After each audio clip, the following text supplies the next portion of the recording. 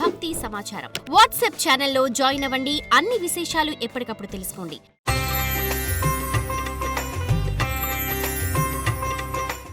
Big TV ప్రేక్షకులకు నమస్కారం. ఈరోజు విశేషం కార్యక్రమానికి సాదర స్వాగతం. కార్తీక మాసంలో ప్రతి ఒక్క రోజు కూడా ఎంతో వైశిష్ట్యం ఉంది. ప్రతి ఒక్క రోజును కూడా సద్వినియోగం చేసుకుంటూ మనం చేసే చిన్నిపాటి పుణ్యకార్యాలు మనకు అనంత కోటి ఫలితాలను అందిస్తాయి అనటంలో ఎటువంటి సంశయం లేదు. మరి ఈ రోజున ఎంతో చక్కగా తిరుచానూరులో శ్రీ పద్మావతి అమ్మవారి దేవస్థానంలో బ్రహ్మోత్సవాలకు ప్రారంభం చేసి అన్ని రకాల ఏర్పాట్లను కూడా సిద్ధం చేశారు. మరి ఆ పద్మావతి అమ్మవారి కార్తీక బ్రహ్మోత్సవాలు ఈ రోజు నుంచి ప్రారంభం. సో ఎంతో చక్కగా దేదీప్యమానంగా తిరుచానూరు పద్మావతి అమ్మవారు భక్తులను అనుగ్రహించడానికి రోజుకొక వాహనంలో దర్శన భాగ్యాన్ని అందిస్తూ ఉంటుందన్నమాట.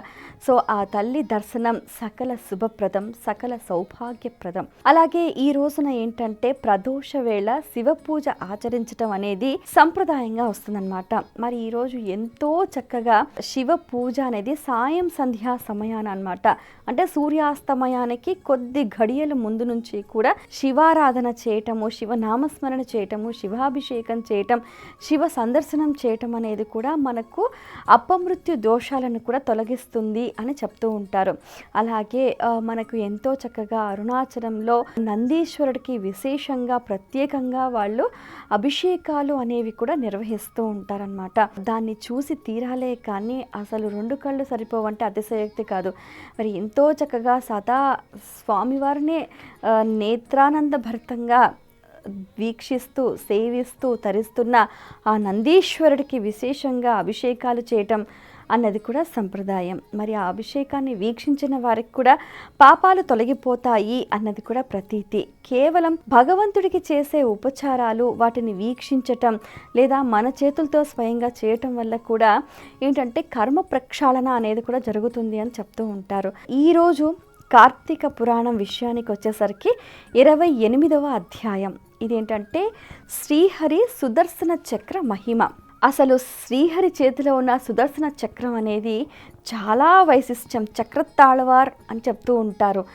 దుష్ట శిక్షణ శిష్ట రక్షణకు ముందుంటుంది చక్రాయుధం అనమాట. శ్రీహరి చేతిలో సదా దేదీప్యమానంగా శ్రీహరి శక్తిని ఇముడుచుకున్న ఆ చక్రాయుధం ఎప్పుడూ కూడా భక్తుల్ని వెన్నంటే ఉండి కాపాడుతూ ఉంటుంది. అత్రి మహాముని అగస్త్యునకు ఇలా చెప్తూ ఉంటాడు. శ్రీహరిని శరణు వేడిన తర్వాత, శ్రీహరి హితబోధ చేసిన తర్వాత ఆ తర్వాత జరిగిన సంగతి ఏమిటి అని అంటే, ముల్లోకాలు తిరిగాడు దుర్వాస మహాముని. ఆలోకం తిరిగాడు, భూలోకము, భువర్లోకము, సువర్లోకము, జనవలోకం, తపోలోకం, సత్యలోకం, ఇలా అన్ని లోకాలు తిరిగాడు. వైకుంఠానికి వెళ్ళాడు, శ్రీహరిని ప్రాధేయపడ్డాడు. శ్రీహరి కూడా 4 చివాట్లు పెట్టాడు.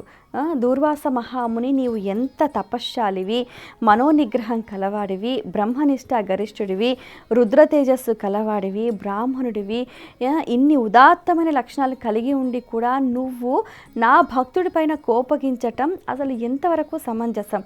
అది చేయరాని పని, నువ్వు చేయరాని నేరాన్ని చేశావు. కాబట్టి ఇప్పుడు ఏమైంది? అవస్థల పాలై ప్రాణ రక్షణకే ప్రాణాన్ని గుప్పెట్లో పెట్టుకొని అన్ని లోకాలు తిరుగుతున్నావు. నిన్ను సుదర్శన చక్రం అనేది వెంటాడుతూ ఉంటుంది. సో అతనికి పశ్చాత్తాపడి కళ్ళు తెరుచుకొని చేసిన తప్పిదం తెలుసుకున్న దూర్వాస మహాముని అంబరీషుడి దగ్గరికి వెళ్ళి శరణు వేడి, నాయనా అంబరీష, నన్ను క్షమింపుము, నేను నిన్ను చాలా ఇబ్బంది పెట్టాను. ద్వాదశి పారణ సమయంలో నేను వచ్చాను. సో నిన్ను ఇబ్బంది పెట్టాలన్న నా దుర్బుద్ధి ఇప్పుడు నా ప్రాణాలు తీయటానికి సుదర్శన చక్రం నా వెంట నన్ను వెంబడిస్తూ ఉన్నది. నన్ను నువ్వే కాపాడాలి, నన్ను నువ్వే రక్షించాలి, శరణు శరణు అంటూ దూర్వాసుడు అంబరీషుడిని శరణు వేడతాడు. ఒక వ్యక్తి ఎంత దుర్మార్గుడైనా, ఎంత దురాచారపరుడు అయినా, ఎంత సత్పురుషుడు అయినా, ఎంత మహాభాగ్యవంతుడైనా ఒకసారి శరణు వేడిన తర్వాత అతన్ని రక్షించటం అనేది ధర్మం, కర్తవ్యం. అప్పుడు ఏం చేశాడు అంబరీషుడు? సుదర్శన చక్రానికి నమస్కారం చేశాడు. ఓ సుదర్శన చక్రమా, విష్ణు తేజస్సు నీలో ఇముడ్చుకున్నావు, విష్ణు శక్తి నీ లోపల ఉంది, భక్తులను ఉద్ధరించడానికి నువ్వు ముందడుగు వేస్తూ ఉంటావు, దుష్ట శిక్షణ శిష్ట రక్షణలో నీ పాత్ర అనేది చాలా కీలకమైంది. అనేక యుద్ధ సంగ్రామాలలో ఎంతోమంది రాక్షసులను దునుమాడి నువ్వు సంహరించి అందరికీ కూడా రక్షణ చేకూర్చావు. అలాగే శుంభ నిశుంభ వధ విషయంలో కానీ అనేక సంగ్రామాలలో నువ్వు చేసిన వీరోచిత శౌర్య పరాక్రమ విజయాలు అసలు మనం మాటల్లో వర్ణించలేమో. తెలుసో తెలియకో ఏదో తప్పిదం దుర్వాస మహాముని చేశాడు, అతన్ని క్షమింపుము. దేవగో బ్రాహ్మణులను క్షమించటం కర్తవ్యం. సో ఎవరు ఎంతటి వారైనా కానీ శరణు వేడినప్పుడు వాళ్ళని రక్షించటం కర్తవ్యం. కాబట్టి నువ్వు దుర్వాస మహామునిని రక్షించుము.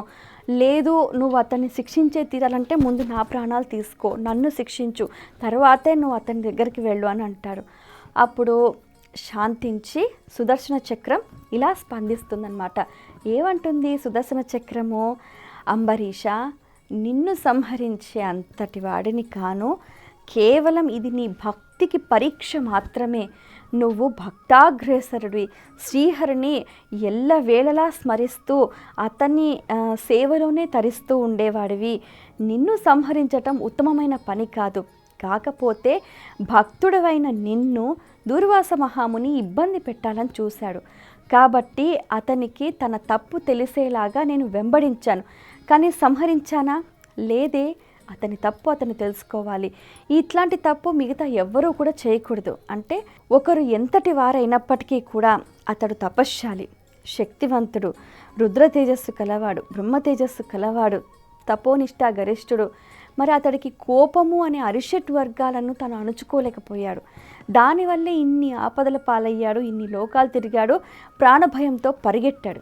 కాబట్టి ఎప్పుడైతే మనం మన కోపాన్ని మన ద్వేషాన్ని తీసి పక్కన పెడతామో అప్పుడు శ్రీహరి మనకు అండగా నిలుస్తాడు, పంచభూతాలు మనకు రక్షణగా ఉంటాయి అన్నదానికి నిదర్శనంగా ఈ సంఘటన జరిగింది అని చెప్పి చక్రతాళ్వారు సుదర్శన చక్రం ఎంతో చక్కగా స్పందిస్తుందన్నమాట. కాబట్టి దుర్వాస మహామునికి మరొకసారి హితబోధ చేస్తుంది. నువ్వు ఎంత ఉన్నతుడు అయినప్పటికీ, ఎంత మహాభాగ్యశాలి అయినప్పటికీ కూడా కోపము అనేది తగదు. ఈ అధ్యాయం మనకు నేర్పించే ముఖ్యమైన విషయం అన్నమాట. నేటి సమాజంలో ప్రతి ఒక్కరికి కోపం అనేది పీక్స్లో ఉంటుందన్నమాట. కోపం వచ్చిన తర్వాత విచక్షణ అనేది కోల్పోతాం. మనం ఏం చేస్తూ ఉంటామో మన శరీరం మన అధీనంలో ఉండదు. కాబట్టి మన బుద్ధి మన మనస్సు అనేది మన చేతిలో ఉండాలి అని అంటే ఇంద్రియాలు అనేవి మన వశంలో ఉండాలి అన్నమాట. సో సదా ఎప్పుడూ కూడా నిర్మలంగా ఉండాలి, ఆనందంగా ఉండాలి, సదా భగవన్నామ స్మరణ చేస్తూ ఉండాలి, నలుగురికి ఉపకారం చేసే రీతిలో ఉండాలి. ఈ శరీరం అనేది మంచి పనికి మంచి సాధనలకు ఉపయోగపడాలి, ఒక సమిధలాగా. అంతేకాని కోపానికి బానిస అయిపోయి కష్టాలను కొని తెచ్చుకోకూడదు అని చెప్తాడనమాట. సో ఇది ఈ అధ్యాయంలోని సారాంశం. ఇక ఈరోజు ఆచరించాల్సిన విధి విధానాల గురించి తెలుసుకుందాం. కార్తీక మాసం 28వ రోజు. నిషిద్ధములు: ఉల్లి, ఉసిరి, సొర, గుమ్మడి, వంకాయ. దానములు: నువ్వులు, ఉసిరి. పూజించాల్సిన దైవం ధర్ముడు. జపించాల్సిన మంత్రం ఓం ధర్మాయ కర్మనాశనాయ స్వాహ. ఫలితము దీర్ఘకాల వ్యాధిహరణం. ఇది ఇవాల్టి విశేషం. స్వస్తి.